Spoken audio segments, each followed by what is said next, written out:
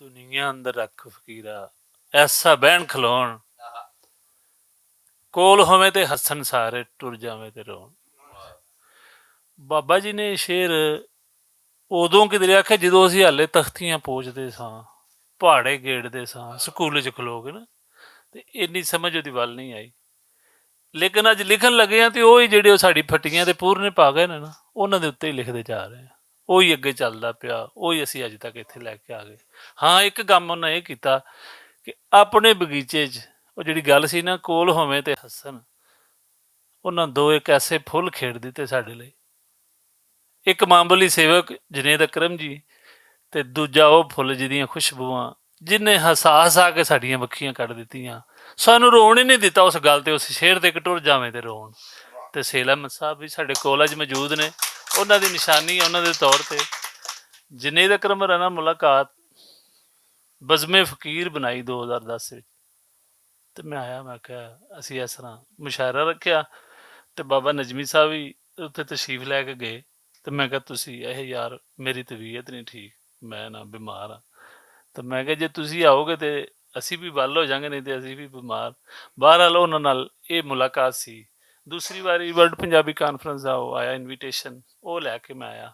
ਮੈਂ ਕਿਹਾ ਮੈਂ ਪੇਪਰ ਲਿਖਿਆ ਰਿਸਰਚ, ਤੇ ਉੱਥੇ ਪੜ੍ਹਨਾ ਜਾ ਕੇ ਕਾਨਫਰੰਸ 'ਤੇ, ਤੁਸੀਂ ਇਹਨੂੰ ਨਾ ਇਹਦੇ ਛਾਪ ਦਿਓ ਪੰਜਾਬੀ 'ਚ। ਮੈਨੂੰ ਆਉਂਦੇ ਨੇ ਪਹਿਲੇ ਪੜ੍ਹ ਕੇ ਤੇ ਆਓ, ਫਿਰ ਮੈਂ ਛਾਪਾਂਗਾ ਇਹਨੂੰ। ਮਤਲਬ ਤੁਸੀਂ ਉੱਥੇ ਪੜ੍ਹੋਗੇ ਤੇ ਫਿਰ ਆ ਕੇ ਮੈਨੂੰ ਦਿਓ, ਤੇ ਮੈਂ ਦੁਬਾਰਾ। ਤੇ ਇਸ ਤਰ੍ਹਾਂ ਹੀ ਮੁਲਾਕਾਤਾਂ ਰਹੀਆਂ। ਜਿਹੜੀ ਆਖਰੀ ਮੁਲਾਕਾਤ ਸੀ ਉਹ ਪੰਜਾਬੀ ਦੇ ਹਵਾਲੇ ਨਾਲ ਮੈਂ ਆਇਆ, ਤੇ ਪਤਾ ਲੱਗਾ ਕਿ ਬੜੇ ਬਿਮਾਰ ਨੇ, ਤੇ ਮੁਲਾਕਾਤ ਨਹੀਂ ਹੋ ਸਕਦੀ। ਡਾਇਲਿਸਿਸ ਗਾਲਬਨ ਉਹਨਾਂ ਦੀ ਪ੍ਰੋਬਲਮਸ ਜਿਹੜੀ ਕਰਾਉਂਦੇ। ਮੈਂ ਉਹ ਮੁੰਡੇ ਨੂੰ ਕਿਹਾ ਬਈ ਮੈਂ ਅੱਜ ਮਿਲ ਕੇ ਹੀ ਜਾਣਾ, ਜੋ ਮਰਜ਼ੀ ਕਰ ਲੈ। ਉਹਨੇ ਕਿਹਾ ਜੀ ਇਸਲਾਮਾਬਾਦ ਤੋਂ ਬੰਦਾ ਆਇਆ, ਤੇ ਉਹਨੇ ਕਿਹਾ ਜ਼ਰੂਰ ਮਿਲ ਕੇ ਜਾਣਾ, ਜੋ ਮਰਜ਼ੀ ਹੋ ਜਾਏ। ਤੇ ਆ ਗਿਆ ਫਿਰ ਮੈਨੂੰ ਮਿਲਣ, ਆ ਕੇ ਮਿਲੇ, ਇੰਨੀਆਂ ਕਿਤਾਬਾਂ, ਇੰਨੀਆਂ ਮੁਹੱਬਤਾਂ, ਐਡਾ ਪਿਆਰ ਦਿੱਤਾ। ਤੇ ਮੈਂ ਉਹਨਾਂ ਨਾਲ ਵੀ ਬਾਬਾ ਜੀ ਦੀ ਫਕੀਰ ਸਾਹਿਬ ਦੇ ਦਰਬਾਰ ਦੇ ਹਵਾਲੇ ਨਾਲ ਵੀ ਗੱਲ ਹੋਈ। ਮੈਂ ਕਿਹਾ ਉਹਨੂੰ ਮੈਂ ਵੇਖ ਹੀ ਸਕਣਾ, ਹਲੇ ਉੱਥੇ ਕੁਝ ਕਰ ਨਹੀਂ ਸਕਦਾ, ਲੇਕਿਨ ਉਹਦੀ ਹਾਲਤ ਇੰਝ ਦੀ, ਅੱਲਾ ਖੈਰ ਕਰੇਗਾ, ਠੀਕ ਹੋ ਜਾਏਗਾ। ਮੈਂ ਠੀਕ ਹੋ ਜਾਂ ਤੇ ਮੈਂ ਉਹਨੂੰ ਵੇਖ ਲਵਾਂਗਾ।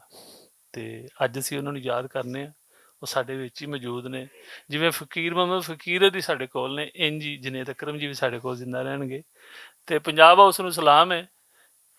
ਭੱਟ ਸਾਹਿਬ ਮਾਸ਼ਾਅੱਲਾ, ਜਿਹੜੇ ਜ਼ਮਾਨੇ 'ਚ ਕਲਾਸ਼ਨਕੋਫ ਆਈ ਨਾ, ਉਦੋਂ ਹੀ ਭੱਟ ਸਾਹਿਬ ਨੇ ਵੀ ਕਲਮ ਫੜ ਕੇ ਨਾ ਮੈਦਾਨ 'ਚ ਆਏ ਜਰਨਲਿਸਟ। ਯਕੀਨ ਕਰੋ, ਉਸੇ ਵੇਲੇ ਕਲਾਸ਼ਨਕੋਫ ਤੇ ਮੁਦੱਸਰ ਭੱਟ ਇਕੱਠੇ ਆਏ। ਉਹ ਕਲਾਸ਼ਨਕੋਫ ਜਿਹੜੀ ਸੀ ਨਾ, ਉਹ ਤਾਂ ਕਿਧਰੇ ਟੁਰ ਗਈ ਅਗਾਂ, ਲੇਕਿਨ ਇਹ ਹਾਲੇ ਤੱਕ ਮੌਜੂਦ ਨੇ। ਪੰਜਾਬ ਹਾਊਸ ਦਾ ਮੈਂ ਬੜਾ ਮਸ਼ਕੂਰ ਹਾਂ ਕਿ ਇਹਨਾਂ ਮੈਨੂੰ ਸੱਦਾ ਦਿੱਤਾ ਔਰ ਮੈਂ ਇੱਥੇ ਆਇਆ, ਬੜਾ ਚਾਅ ਚੜਿਆ। ਪੰਜਾਬ ਹਾਊਸ ਜ਼ਿੰਦਾਬਾਦ। ਬਹੁਤ ਸ਼ੁਕਰੀਆ। ਟਾਈਮ ਥੋੜ੍ਹਾ, ਬਾਕੀ ਗੱਲਾਂ ਫਿਰ।